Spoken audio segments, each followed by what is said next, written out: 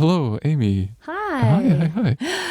Fun to put your faces and voices together. Thanks so much for being willing to do this, you guys. It's going to be super fun. I was just thinking the same thing. Oh my goodness. Amy, I can't believe this is the first time that we've met. It's crazy. Hi. Have you two never met in person before? No, I'm a huge fan, but no, we've never met. Likewise. And we've been I think we've emailed and we've had... Yeah. I think both of our shows started around the same time. And so, yeah, there's all kinds of intersections. And I just kind of am in shock that it took And we're this both long. named Amy. We're both named I know. That was really the connecting thread for this episode. Yes. Absolutely. we just seized on that.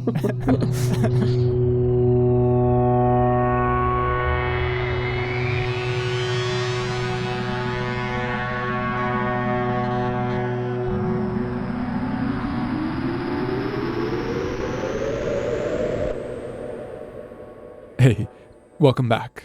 I'm Mendel. And I'm Adam. And this is Future Ecologies. Kind of. We've got a fun little format breaker for you today. We're sitting down with two of our favorite podcasters, Amy Westervelt of Drilled and Amy Martin of Threshold.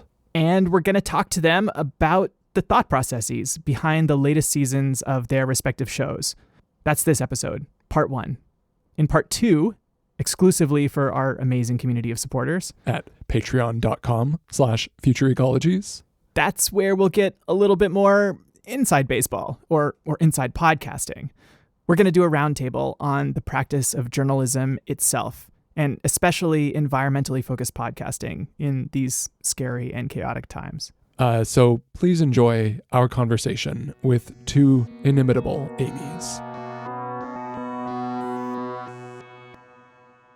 Well, thank you so much for taking the time to talk with us. We are both, it goes without saying, huge fans of both of your bodies of work. Thank you. Likewise. And very inspired. So Thank you. Thanks for taking the chance of doing something a little bit out of the norm. So you should both know, I mean, you've listened to our program before, I think both of you, we do not do interviews like this pretty much ever live. So we are totally just hopefully this does not go totally off the rails, but we're going to try. So maybe we should just start it off with the classic. Who are you and what do you do? Amy, please start. This is going to be tricky. Good one. Amy Martin, why didn't you take us away?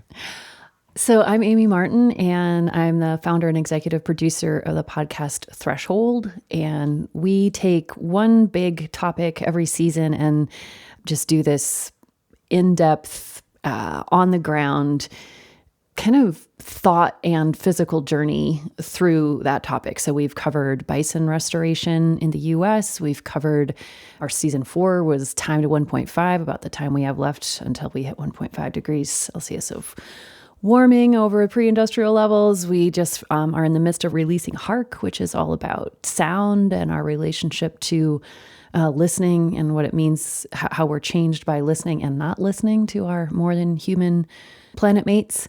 So big range of things, often kind of philosophical, environmental history, environmental justice, science, thoughts, feelings, all mushed together. I'm Amy Westervelt. I'm a climate reporter, and I do a podcast called Drilled, which is sort of an investigative journalism podcast. We call it a true crime podcast about climate change because we look into sort of all of the people and things and ideas that are blocking climate action. I want to ask you both, how did you get into journalism initially and into, I guess, enviroclimate journalism? Well, I grew up on a farm in eastern Iowa, and the only radio station I could get that wasn't pop music was an NPR affiliate that we were just on the edge of. And when I got into college, I was kind of shocked to discover that the home of that NPR affiliate was housed at my college. And I was like, it felt like for a small town, like a rural Iowa kid, it sort of felt like, oh my gosh, I'm in the presence of, superstars. So I begged them to let me work there, and they were shocked that somebody wanted to work there, I think. So I learned how to do reporting just on the job with them. They weren't like part of the college. They just were housed there. And it was such a great, on the ground, like within weeks, I was out covering stuff. So in a way, that was my entry into journalism. don't worry, I'm not going to tell you my entire life story from that time until now, but I'll just say it was a long and winding path. And then about 9 years ago, I just really felt the urge to be doing more long form storytelling and really wanted to try to figure out how to tell stories that were about this thing we call the environment. And those are air quotes for people who can't see, from a different mindset than it's often repeated, at least in Western mainstream culture, where it just is assumption. And I think this is becoming much more common now, but just from the assumption that we are the environment is us. There is no such thing as nature and humans. It's all one thing. And also from within that undivided framework, trying to look for other ways to tell stories that questioned or broke down some of the traditional stereotypical ways of telling environmental stories and opened us up to maybe hear across divides while also recognizing the very real fact of those divides and their impact on people's lives and landscapes. So yeah, I just kind of dove in with like zero funding and zero support and was like, let's try to make this work. And so far it is. But it has been a wild ride. I think I remember, was it your first season that was the buffalo story? Yeah. I loved that. I thought it was so good and such a good way of doing this, like listening to everyone in a way that's not doing false equivalence, which I think a lot of people don't know how to do. It was very good. Well, thanks, Amy. I mean, your first season was just such a sensation and has had such an impact. I'd love to hear you talk about your story into it as well. Well, I was a print reporter for a while. I mean, okay, my way into journalism and every job I've ever had in journalism was like needing to pay rent. I was like I had to find a job the day after I graduated from, university. And like, I happened to apply for a job at a magazine that could have only existed in like .com era Silicon Valley days. It was a print magazine about online shopping. How could this go wrong? It's like such a bad idea on every level.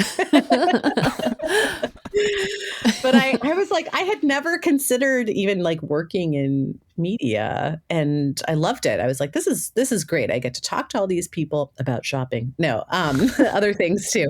But like, I get to talk to all these people and, learn about things and whatever. And so then I sort of like went on from there and worked at various places. But I didn't start on environmental journalism until I once again was in need of a paycheck. I like went and worked for an arts magazine in San Francisco that had one of these like stereotypical publishers in charge of it, who was just a maniac and used to ask me to type his emails for him every day, like all day. So I had gotten into this schedule where I'd get to work at like 5 a.m. just so that I could actually get enough work in before he arrived and started dictating emails to me. And they were always like mad emails to people, including our mail lady, who he was in a constant war with.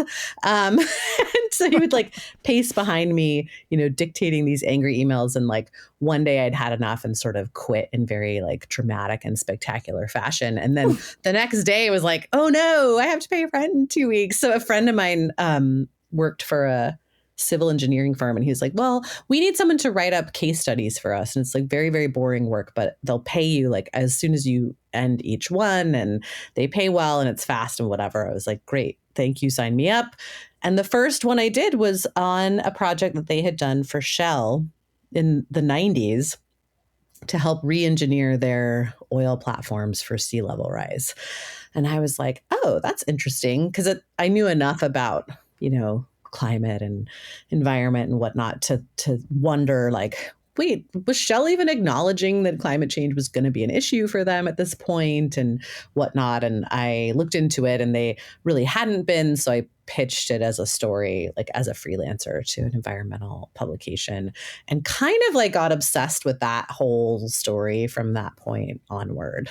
I ended up working for that environmental magazine. And then like, fast forward many years, I was driving around listening to NPR and feeling like FOMO, it's like, I wish I could be a radio reporter. And I thought, well, maybe there's a member station nearby that I could like intern at or something. So I emailed them, subject line, would you like an overaged intern? And they were like, they were like, actually, like usually by this point I had worked for The Guardian and I'd been a stringer for a bunch of places and all these things. And they were like, it takes us a lot longer to train people to do reporting than to train people, how to use audio equipment and how to start thinking about writing for audio and things like that. So like, sure, come on in. So I interned for a month and then I got a job as just a community reporter for that station, which was in Reno, Nevada, a very odd place to be a community reporter. And that was like around the time that Serial and all that was going on. And I was like really thinking about what would be like a story that could work for a narrative climate podcast, and actually really struggling. Then I got assigned to do a story on climate litigation. And there was a case in San Francisco where the judge asked for a climate science tutorial, and everyone was calling it the Scopes monkey trial of climate because he wanted people to like provide testimony on like who had known what and when and what had happened with this information and all of that stuff. So I went to cover it and I got there really early so I could get a seat in the courthouse. And I was like, oh, this is it. I'm going to do a true crime podcast about climate change. And we're going to do it like a courtroom drama. Because there were all these, like oil company lawyers, and the judge was very eccentric, and all the scientists had shown up, and there were like people with their Exxon New t-shirts on, like protesting out in front. And yeah, I was like, okay, this is great. And then like I pitched it everywhere and everyone told me there was no audience for narrative climate shows.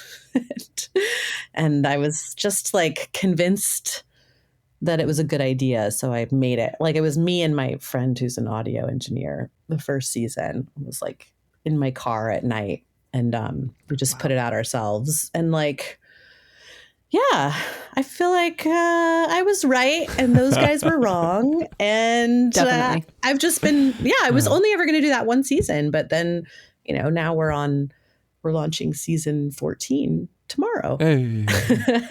Amazing. Oh my goodness. Yeah. Sorry, that was a very long-winded answer. Oh, it's fabulous. Paying the rent, kids. For real. Inspiring people since forever. I mean, it's probably a crazy thing for people to hear that you got into journalism because you wanted to pay the rent. Yeah, I know. Unimaginable. I know. It's true. Yeah. It's true. And environmental journalism in particular, I was like, oh, wow. It's true. It's true. How things have changed. So Mendel and I are going to tag team a few questions about each of your latest seasons here. You want to start, Mendel? Sure. Yeah. I mean, it should be pretty obvious that like Hark is a perfect synthesis of our interests, right? We're talking the natural world, we're talking science, and we're talking sound specifically. We got to learn some pretty amazing things about all sorts of different creatures and the way that they communicate, and really cutting edge science about what we only most recently understand about how the sonic landscape functions. But it's also a really interesting new direction for your show. And we were curious about like why go from climate reporting to this topic of sound? To be honest, I think that this season has been in my mind the longest of anything. Like I actually started to pitch this as a book before I started Threshold. And I was in the middle of working on trying to figure out how to do a proposal for a nonfiction book. And I was like, this can't be a book. I need to bring people into these sounds, But I started Threshold not with like, oh, I'm going to start Threshold so I can do a season about that. But it was like, there was like an idea thread that went that direction. And then there was starting Threshold. But from the beginning, I kind of had it back there. Like someday I think I want to do, no. But, Threshold has never been in my mind a climate podcast. It's a show about our relationship with all the life around us and all the different gifts and perils and everything that we're in relation to our ecological situation. So I don't know. I never have a good logical reason for why I did a particular season at a particular time. It's instinct and intuition. It's a combination of my own needs. Honestly, I think after doing, each of our seasons, Amy, you're such an overachiever. I feel, I feel insecure in your company, like 14 seasons in the same time we put out 5. Stupid amount of, it's like just, I don't know. It's weird. I have a problem. But I think after immersing myself in, I don't know, and was it a year and a half, 2 years of climate reporting and going to the COP conference and trying to trace the origin of like, when did we start burning coal and how did it get us to where we are, all this kind of stuff. That last season before this one was really focused on humans and things that we have done and are doing and our struggles to figure out how to move forward together. And all of that is obviously super interesting to me and super important. But I was just aware the whole time of like, there are so many voices that are just really hard to integrate into this story, non-human voices. And I was just really ready to turn my ear and attention to them. And I think also on a subtler level, I am just increasingly convinced that this is part of what we need to do to figure things out. I mean, just to make that concrete, when I went to the COP conference in Glasgow, which was mind-blowing, I learned so much, but you spend 2 weeks basically inside like an airport, like you're in this sealed environment. You go in through security. There are literally like tubes connecting the different parts of the conference that look like, hazmat areas. Like it's just basically everything is kept out but humans.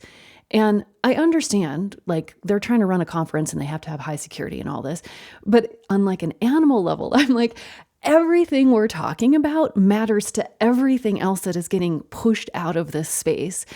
And I'm not so much trying to harp on the COP conference as just say that this happens all over and over. The halls of Congress, the parliaments in different countries. It's just like we're making all these decisions. We're banding about these ideas. We're, struggling through these problems, and it's all so species centric. And I know there's a danger of some hokiness here of like, let's let the birds tell us what to do. And that's not what I mean. But I do really believe— That would be okay. Actually, they probably have some great ideas. But I do really believe that understanding ourselves to be one form of life in this gigantic mixture that has an incredible amount of power and not anywhere near enough wisdom to manage that power is an important starting place for figuring out any of these problems. And part of how we can find some more humility in these conversations is to just shut up and listen to the rest of the world. So I felt very self-conscious, honestly. I was like, I'm going to ask people to listen to episode after episode in which human drama is not at the center. And I don't know if people will hang with that. Our brains are wired for give me a hero, give me a villain, put me in a conflict. What are we, I was like, this isn't going to be like that. But I have absolutely loved making it. And, I've cried over making it. It's not all sunshine and roses. I've also just been totally delighted. I've learned so much and I'm proud of it. I feel good about it. Whether or not it actually changes anything, it has changed me in really positive ways. Oh my God. I think we're gonna come back to that because we want to ask you a question about that as well. But I would say that was our response too, delight, some grief, some pathos, and also just fascination, right? That it brought us places that we hadn't been before and brought us some joy. So it worked, I think, on all of those levels. Also, I feel like maybe I won't project onto everyone, but I am definitely tired of hearing humans talk about this. So it was nice. It was a nice break. A bunch of podcasters tired of hearing human voices. It's an occupational hazard. That's our conversation today, folks. Oh, the irony. So, yeah. I've got a variation on the question Mendel asked for you, Amy, which is your most recent seasons drill down on setbacks within the environmental movement, slapped takes us back to Standing Rock. Yeah. And Carbon Bros takes us into the The manosphere. manosphere. Why on earth did you decide that at this moment it's a good time to transport us to these places? Why did you decide to tell these stories now? Well, let's see. The slapped one, so that one is about the Energy Transfer lawsuit against Greenpeace. The thing that was interesting about that lawsuit to me was not just that it has this huge potential to impact kind of everyone working on climate, because just in as shortly as I can, the pipeline company that built the Dakota Access Pipeline, which is the pipeline that was at the center of the Standing Rock protests in 2016, 2017, initially tried to file a racketeering case against Greenpeace and several other entities. That failed, so they refiled a very similar case in state court in North Dakota. That just went to trial in February and then resulted in a wild ruling where the court has said that Greenpeace, well, 3 Greenpeace entities owe Energy Transfer $660 million in damages for the impacts of those protests. So obviously there are a lot of free speech implications there, but also I found it like an interesting illustration of why like narrative framing is important. They really like the mission there for the pipeline company was to totally like reframe the story of Standing Rock from something that had inspired, solidarity with Indigenous sovereignty that we haven't seen in a really long time, inspired a ton of climate action, famously inspired AOC to run for office, and like was a lot of the inspiration behind the Green New Deal. Like it inspired a lot of climate action and was 100% an Indigenous fight that then various other people showed up, kind of in allyship with. They wanted to reframe it as this actually, the story is that this radical fringe group Greenpeace came in and like did all this stuff, and the Indigenous activists were just pawns in their game, and all of this stuff. So it's like offensive on a couple levels while also being very damaging to free speech. So anyway, it felt like an important story to tell now as we're seeing what's happening with the second Trump administration in the US and globally, a real crackdown on protest, which in a lot of ways was, at least like this most recent part, was fueled in a lot of ways by a backlash to that protest. So it felt timely. We also, the lead reporter on that, Aline Brown, has been covering Standing Rock since 2016.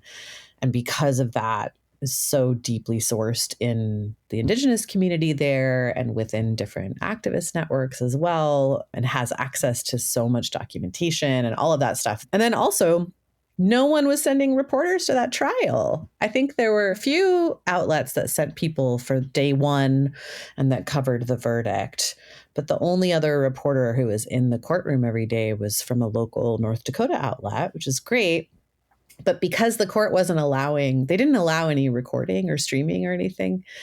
So having someone there to document that case actually turned out to be very important. Yeah, that's crazy. I learned about it from you guys. Yeah, like there really was hardly, understandable because there's just so much going on in the world, but there was hardly any coverage of it, and it was a big deal. So yeah, Carbon Bros.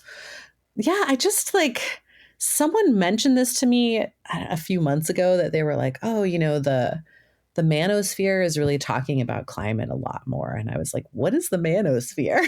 And they were like, oh, let me tell you. And then I was like, this is really interesting. And I feel like we can do it in a way that is like kind of lighthearted as much as you can be about such things, and just showing how these things intersect and like why it's important. I don't know. I'm a little bit obsessed with like climate as a symptom of all these other big structural problems. So, that's one of them, figuring out like how we define masculinity separate from extractivism and domination and all of these things, I think is like a pretty important part of figuring out tackling the climate crisis. So So yeah, and then actually drilled down. That's a bonus episode, not a season. It's just I have this reporter who is a voracious reader and was like, I really want to do book reviews and author Q&As. Would you guys be interested? And I was like, yes, actually, people always pitch me on this. And I've always thought it would be cool to do. And I don't have the time. So like, please go forth. So he's started to do that. That's Adam Lowenstein. The big answer to the question is that I have been enjoying this past year, like kind of taking a back seat and letting some other reporters drive with their ideas. And then I just am like supporting and keeping all the trains on time. And like obviously joining in too. I have a lot of opinions. But yeah, it's been fun. It's fun to like help other people make their stories. It's so amazing to see not just what you put out in the world, but what you've created for other storytellers. Back over to Hark. You put out a really amazing host statement to sort of introduce and contain the series.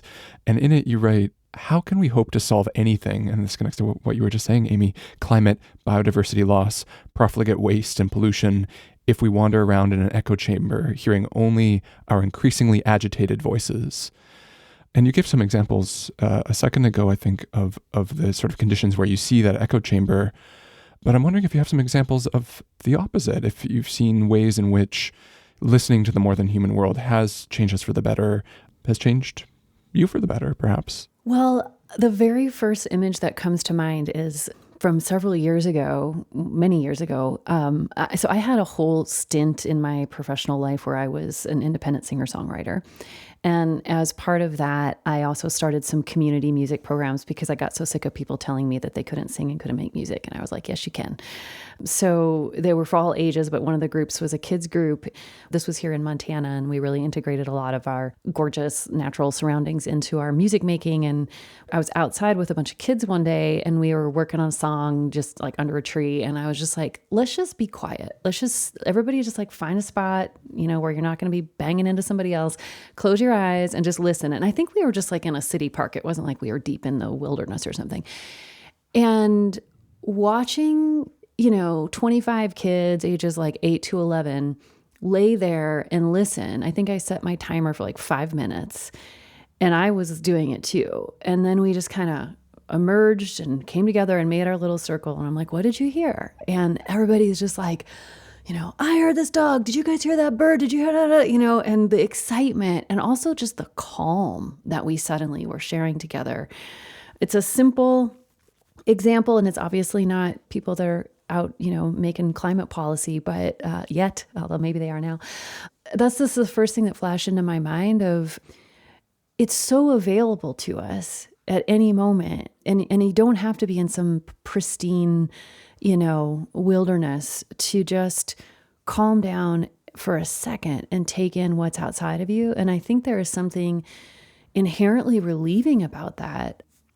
I know there is for me. I mean, to answer your question about myself, just yesterday, my friend and I were on a hike together, and we were talking away. We haven't seen each other in a while. And it was just like, which was really fun and needed. But at a certain point, I was like, let's just be quiet for a second. And I ended up actually writing a little essay about it this morning, just what flowed from that. Just sharing a little bit of silence. We ended up hearing this amazing, most ravens I've ever seen all together happen to fly over our heads, croaking away as we were sitting there. Probably wouldn't have noticed them if we had continued our conversation. And there's a way that it had to like break our flow for a minute in order to open up to this other kind of flow in conversation. I think the effect it has on me is to place my personal story and all of my troubles and all of my worries and fears and hopes and all of my internal machinations for the future. It just places them suddenly in this landscape of other conversations, some of which, we were in the mountains. So some of the conversations that are happening in the landscape are millions of years old. And then there's these ravens having a party together, like in a high alpine. Why? I don't know, but they were having a great time talking away. To see myself in my own story and hear my own story, it's not erased. It's not gone. It's just like, it's actually really tiny. And it's also part of something. And I think both of those things, the smallness of my story and the fact that it is part of these larger stories, is it's meaningful, it's relieving, it shifts my whole mindset as we continue our walk and talk about the murder of Charlie Kirk and what the aftermath is going to bring, and what's happening in Gaza and what's happening in Ukraine, and how she's thinking about social media for her 8-year-old daughter, and all these different things that are just, of course, like that's what we're all worried about. We're all talking about money and health and all these things, but it just sets it into an actual physical landscape and an emotional psychic landscape that has more space and has more room for me to understand myself as kind of like just as an animal that's just trying to get by like all the other animals.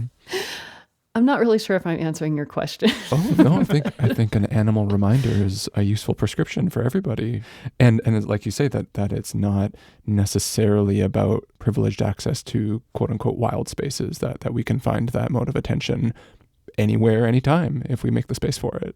Absolutely. And if I can just expand on that a second more, one of the most interesting sets of interviews I had for Hark was I went to Richmond, California, to a youth center there and talked to a whole bunch of kids. I wish I could put every single one of them in the show, but I just talked to them. I'm like, when you think about like listening in your neighborhood, like what comes up? And there was just, a huge range of things, from the sounds of birds to the sounds of gunshots, and people talking about, being frustrated because the train is so loud and it's coming by their apartment every 20 minutes all day long. And to kids talking about, the sounds of family and neighborhood parties and making food together. And again, it was just asking the question of what are you listening to and what does it mean to you to listen? It kind of just opened up into all this thoughtfulness with them of connection and interruptions of connection. Getting to go for a walk in the Montana mountains is absolutely a privilege, and most people don't have access to that. And there's only a limited amount of time when all of us have like the physical capacity for that. But we all can open up a window or walk out the door or roll out our door and listen, including people who don't hear airborne sound or don't hear airborne sound very well. I had a fascinating interview with a woman who's just an amazing percussionist who is deaf and is like one of the best well-known listeners in the world, So it's like, it's there for all of us. And I think it's mostly about like a shift of perspective. I was also really touched by those conversations with those kids in Richmond. I spent a lot of my younger years at my grandfather's house in Walnut Creek, just nearby there, just east of the hills. And BART, the train you're talking about, I assume there's not that many trains in the area. Loud. Yeah. It's so loud. It's so screechy. It goes right through my grandfather's backyard, to the point, actually, that their neighbor is a train enthusiast. Like, he moved there specifically because he loves trains. Okay. But Walnut Creek itself actually used to flow through my grandfather's backyard when he bought that house. Wow. And they moved Walnut Creek to build BART in that area. Wow. And so I'm just imagining the difference in that soundscape. When I think about my childhood, like experiencing that creek as basically just like a little trickle in a concrete channel with barbed wire around it, kind of next to the train tracks versus what that would have been. Anyway. Yeah. But that just brought me right back there, those conversations. I had a whole little scene of myself on BART listening to, and to be honest, I love BART. I always take BART when I'm in the Bay Area, but it's also hilarious to me and disturbing. And it's not just BART, but to sit on any of these major metropolitan area subways and everyone's, staring at their phone, acting like nothing is happening. While the machine around us is literally making sounds that would be great in a horror film, just like these, like screaming, screeching, ear splitting. And we're all just like, nothing happening here. But I decided to take that out of the podcast. It felt like I was dissing on BART too much. But Yeah. Not to make any negative comments about BART. BART is great. But it's loud. It is loud. It is very loud in your backyard, 20 minutes every day. You're right. Mm-hmm. Speaking of connections, so Amy Westervelt, this is killing me. It took me a minute to I was like, these are interesting stories to be telling right now at this moment, hence our previous question. And it took me, partway through the series to be like, oh my God, like this story about Greenpeace and this slap suit is so much kind of an antecedent to what the Trump administration is doing to all sorts of major institutions in the country, right? In terms of like this shakedown, this slap process is sort of paving the way for that kind of politics. Yeah. And so that I was like, oh my God. I mean, I know you guys underline that, so it's not like I just made that connection. We tried not to like push it, we tried to be like, see? Anyway, message received. And similarly with Carbon Bros, I was like, oh, the fossil fuel industry is funding a lot of this anti-trans discourse. Yeah. And that kind of blew my mind. Like I did not realize that was happening. And that is such a crazy thing, but it tells you a lot about where we're at. So I'm just wondering, like, what did you hope people would take away from these series? Did I get the message? Like, what are you hoping people learn from this? I mean, it's funny because like, yes, of course, we want to make people aware of these things. But I think actually in both of those situations, what I want people to take away is like the importance of solidarity and community in both of those. Like in the Slapped season, we get into the fact that Energy Transfer offered Greenpeace a settlement. And the price for that settlement was basically throwing the tribe under the bus and saying, oh, actually, we were wrong and the pipeline didn't destroy sacred sites, which it absolutely did, by the way. Even in that hearing, Energy Transfer's own experts said, well, I'm an archaeologist, so I can say whether there were archaeologically significant things in the pathway of that pipeline, but I am not qualified to say whether there were sites that were sacred to the Standing Rock Sioux tribe in the pathway of that pipeline. Only the Standing Rock Sioux tribe can say that. And the Standing Rock Sioux tribe has always maintained that there were sacred sites in the pathway of that pipeline that were in fact destroyed. So for Greenpeace to come out and say, no, there wasn't, would have really been quite a big line in the sand, let's say. Betrayal. A huge betrayal. And yet there were factions within Greenpeace who were considering it. And I think there's a real parallel there to what we're seeing with institutions in the US right now, where you can see that there's this like, well, but if we just concede on this, then we live to fight another day. And if we, okay, it's bad, but like we can repair that relationship. But if Greenpeace goes away, then, it just goes away and that's it. So like we got into quite a bit of detail about their thinking process on that, because ultimately they netted out on the side of like, no, it's actually more important for us to show solidarity, even if it's an extinction event for us, even if it means that like Greenpeace US goes away. Our mission is not to exist as a nonprofit. Our mission is to push like the world towards acting on these issues. So like we can't like sacrifice this relationship for the sake of our own financial stability or whatever. And I really was like, that is a high price to pay for solidarity and 100% worth it. Because what has happened is that in this weird way, I almost feel like it made Greenpeace like more relevant and more respected within the climate space, and certainly within Indigenous spaces. Like, Greenpeace had a fraught history with Indigenous people throughout like much of its early history. So like for them to show up in this kind of a way was like a nice kind of end cap on that history. And like, no, like this is what we're doing. But it was interesting because like we talked to this one board member who comes from an activist background, and she said, it's only been fairly recently that environmental activism is something that like you could do as a job. And what has come along with that is, larger and larger organizations. And when you end up with a big organization, there are going to be people in that organization who come from an activist space, and there are going to be people who come from a business management space. And like, you need both those people, but like for these like kind of big value decisions, it's like, all right, which way are we going to go? Are we going to be activists or are we going to be bureaucrats? To me, I see a lesson in there for, Harvard and Columbia and all of these universities that have been kind of caving in. Media outlets too, like the whole 60 Minutes thing and all of that. I'm just like, it's very like, again, I understand there's this huge financial threat, but I do feel like showing people what it looks like to actually like live in integrity is important right now. You know? Totally. Yeah. Live to fight another day is like, what day? Exactly. Fight what? Why that day doesn't matter if it's like in that way, you know? Today is the day. Today's the day. Yeah, exactly. Exactly. And similarly with the Carbon Bros thing, I think, you know, the point is not, look at these terrible men, how terrible. The point is, how do we create a community that is addressing, you know, all of the issues that are driving people into these spaces, which are very real issues that are across the spectrum politically and identity wise, where it's like, yeah, like everyone is experiencing financial instability and just general instability. You know, climate change is driving a lot of that. There's so much to be worried about and to feel like unsettled about in the world.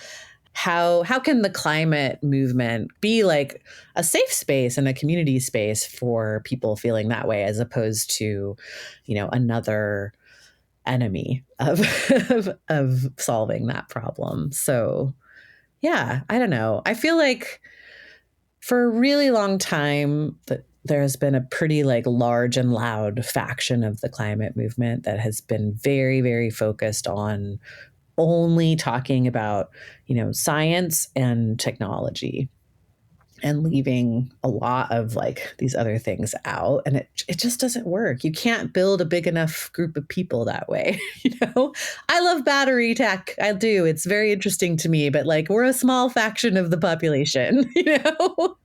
So yeah. Anyway, but yeah, we need community building and solidarity to fight the fossil fuel industry, to build resilience when climate disasters come, to behave better as humans, like to, you know, be a better part of the natural world and all of those things. So we need more battery bros, is what you're saying. Absolutely. Yes. I welcome them. Well, I will say those things all came through in those seasons too. I was, you know, there was a feeling of sort of like being kicked while you're down that ran through both of them. And at the end of the day, I was like, I feel surprisingly hopeful. Good.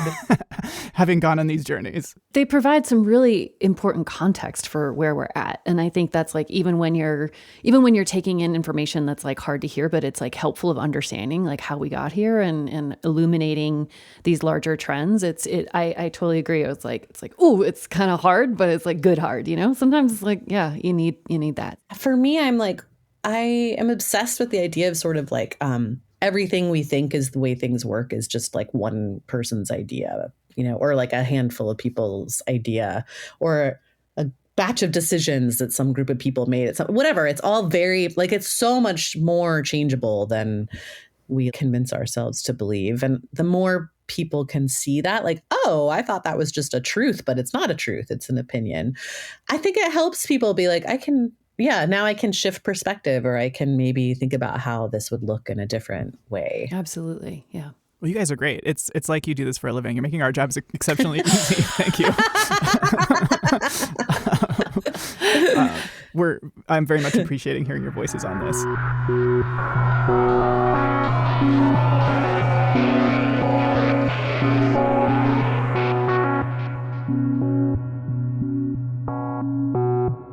If you're not already listening to Threshold and Drilled, their latest seasons, which we just discussed at length, are called Hark for Threshold and Slapped and Carbon Bros for Drilled. Amy Westervelt is actually continuing to do her thing. She's released another season in the time that it took us to publish this interview. You can find all of them wherever you find podcasts. But this conversation is far from over. We kept both Amy's on the line because we wanted to pick their brains about their approach to journalism and podcasting itself. And I'm so glad that we did, because I learned a ton from this conversation. So if you want to sit in on our personal consultation session with these two brilliant podcasters, part 2 is already available on our bonus feed, which is one of the ways that we say thanks to the people who make Future Ecologies possible, all without ads or sponsors. Head to patreon.com/Future Ecologies to support us for as little as $1 each month. We'll see you there.